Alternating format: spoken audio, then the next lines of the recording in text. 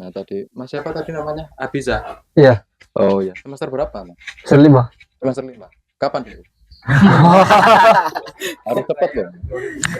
Kalau telat IQ-mu turun 1 digit. Nah, teman-teman semua, ini seperti dibilang Prof. Anas tadi ya, itu apa? Problem yang sudah sering didiskusikan di pojok dan menurut saya formulasi konsep ya untuk menghadirkan solusi atas krisis lingkungan ini sebetulnya agak apa? Salah tuding gitu. Jadi dari secara terminologi sendiri sudah nggak beres. Misalnya tadi apa namanya kedaulatan ekologi gitu ya. Orang kan mengira oh ini problemnya kelestarian ekologi, kelestarian lingkungan, krisis ekologi. Enggak, yang krisis itu manusianya, bukan ekologinya.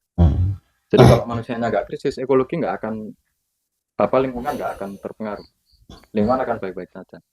Itu mirip seperti orang yang kalau ada banjir terus bilang, waduh ini ada bencana alam banjir, lo tutup blok itu bencana kemanusiaan itu.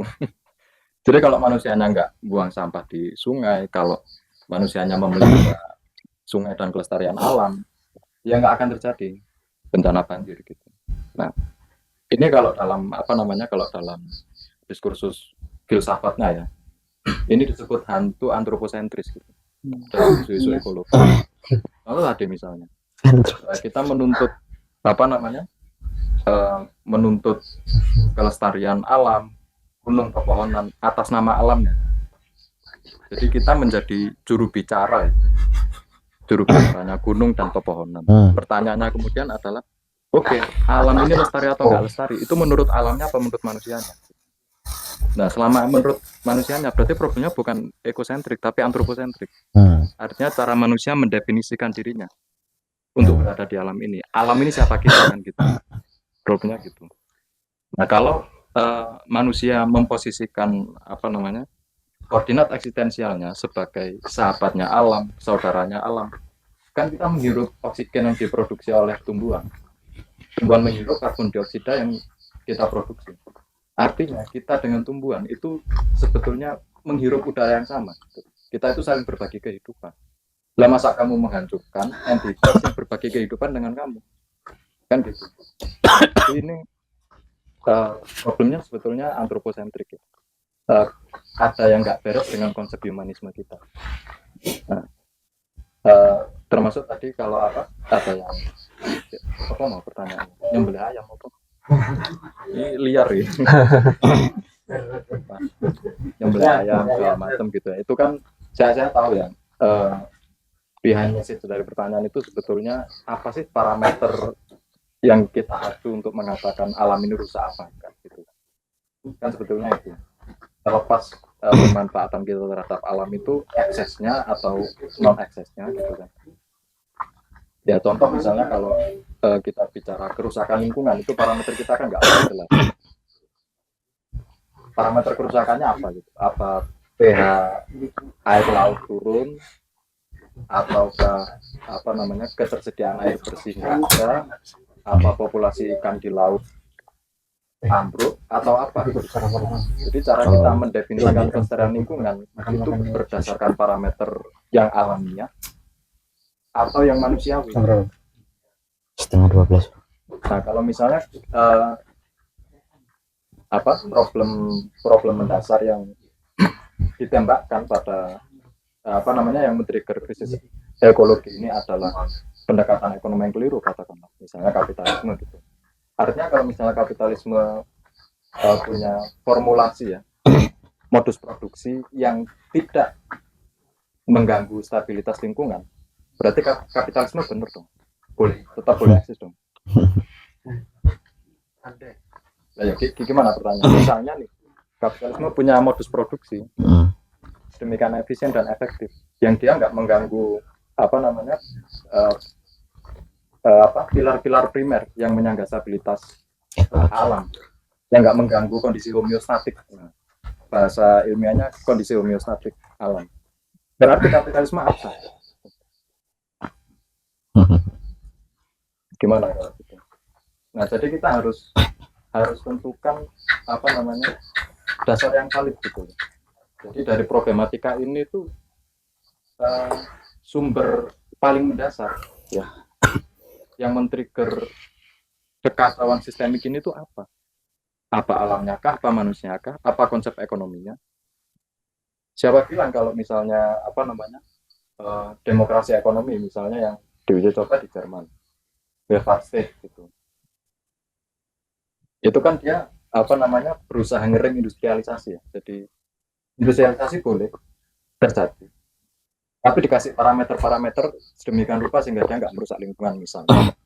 Cara membuang limbahnya gimana, terus asap-asap pabrik itu dikonversi jadi LNG dan lain sebagainya. Itu Jerman berhasil loh itu. Jepang juga berhasil. Apa parameternya? Parameternya adalah kondisi udara. Ya jadi karbon footprintnya itu sangat rendah di Jepang, di Jerman gitu. Padahal industrialisasi di sana kan gila-gilaan. Kalau misalnya benar ini diterapkan deindustrialisasi gitu, di Indonesia kan sedang terjadi ya. Istilahnya apa ya, investasi Demokrasi segala ekonomi. macam itu kan adalah deindustrialisasi. Problemnya apa? Lapangan kerja musnah. Lapangan kerja musnah, terjadi pemecatan massal segala macam. Nah problemnya kena di manusia lagi. Padahal deindustrialisasi, konsekuensi dari deindustrialisasi seharusnya kan pelestarian alam dong, pelestarian lingkungan dong. Tapi nggak terjadi trade-off gitu. Korbannya adalah manusia lagi gitu. Korbannya lapangan pekerjaan dan segala macam tadi. Nah artinya menurut saya kita harus sepakati dulu dasar problemnya apa gitu. Kalau dari perspektif terus klasik, nyun saya nggak kurang menguasai gitu. Nah, jadi itu lebih pertanyaan sih. Saya nggak ngasih jawaban gitu ya. Tapi kalau menurut teman-teman apa problem paling mendasarnya? Lingkungannya kah? Konsep antroposentriknya kah? Atau konsep ekonominya kah? Apakah benar sumbernya adalah kapitalisme? Kapitalisme sebagai apa? Ideologi apa sebagai modus produksi?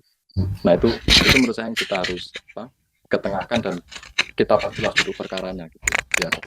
Biar terang ini karena diskusi ekologi ini sudah terjadi puluhan tahun yang lalu, 6 atau 7 dekade yang lalu, dan nggak pernah berhasil merumuskan apa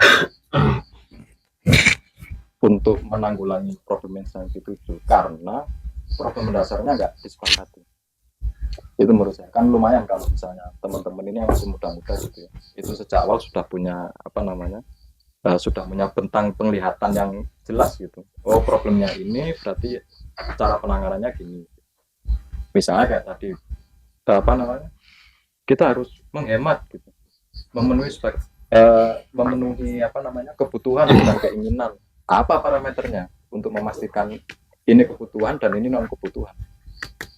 Cara mendemarkasinya gimana itu kebutuhan sama keinginan itu? Apa enggak sangat subjektif itu nanti? Misalnya kalau Prof Anas itu kebutuhannya ya harus ada stok beras sampai 1 bulan ke depan gitu. Itu kalau Prof Anas. Kalau saya nggak usah 1 bulan, 1 minggu aja cukup. Parameter kebutuhan ya. Nah kalau di Kampung Naga tadi yang di Cianjur tadi, Kampung Naga itu.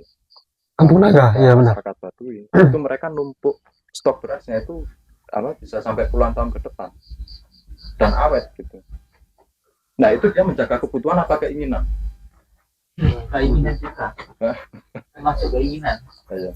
Sampai puluhan tahun ke depan loh, mereka nggak tahu loh populasi mereka 10 tahun ke depan itu masih ada apa enggak. Loh ya, itu kebutuhan apa keinginan?